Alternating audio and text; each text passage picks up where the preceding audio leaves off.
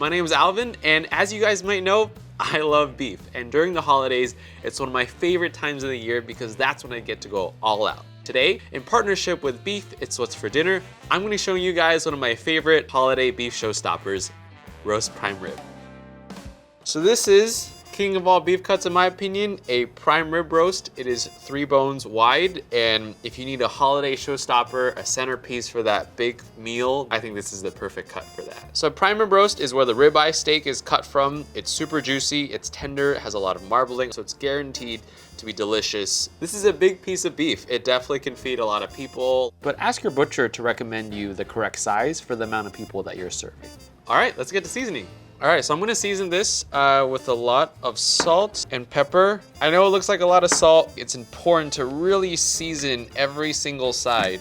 The amount of beef that the seasoning needs to penetrate through is quite a lot. One thing that I like to do, if I have the time, put it in the fridge and let it rest for 1 day. That allows the salt to really penetrate through the entire cut. So for this, I'm only using salt and pepper, but you can definitely use other spices, onion powder, paprika, whatever you desire. Okay, so this thing is seasoned really nicely. Got a generous salt and pepper, almost crust going on the outside. And now I'm going to apply the reverse sear technique. The goal is to get a nice even doneness all the way through. I like medium rare, so that's what I'm gonna be cooking my prime rib roast to.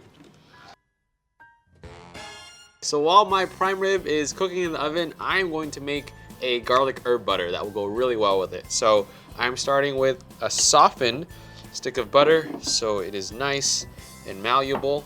Into the butter, garlic, lemon zest, pepper, salt, rosemary, and parsley.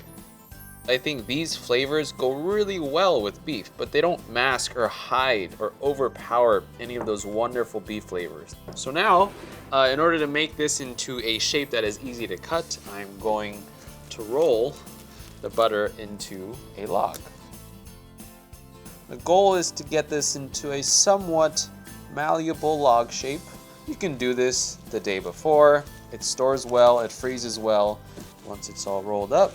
So this is gonna go into the fridge where it can set up. That way it firms up and is easy to be sliced. I made this garlic herb butter according to my flavor profile, but you could honestly use any herbs you have lying around the house. I'm gonna crank the oven really high up, and then I'm gonna put it back in for its final sear. Woo! As you can see, the outside is super beautiful, golden brown, delicious. The fat's getting crispy. So the first thing we want to do is to take the roast off the bones, cutting as close to the bones as I can. And this will be a great snack. And now for the main event.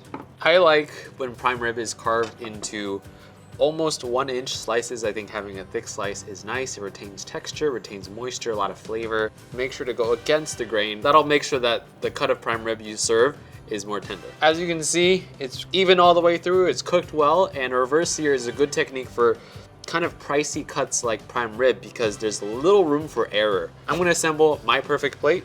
You have some beautiful green beans and mashed potatoes. Yeah, that's nice. Look at that. Woo! This is a nice plate. And to finish, we're not done yet, is the garlic herb butter that we made. Right there. And the heat from this slice of prime rib is gonna slowly melt the butter, which will make this extra delicious. Well, there you have it. This is my take on a roast prime rib with garlic and herb butter. I'm excited to work with Beef It's What's for Dinner, to share this with you guys for the holidays, and hopefully you'll share it with your friends and family too. But if you excuse me, I'm gonna eat now.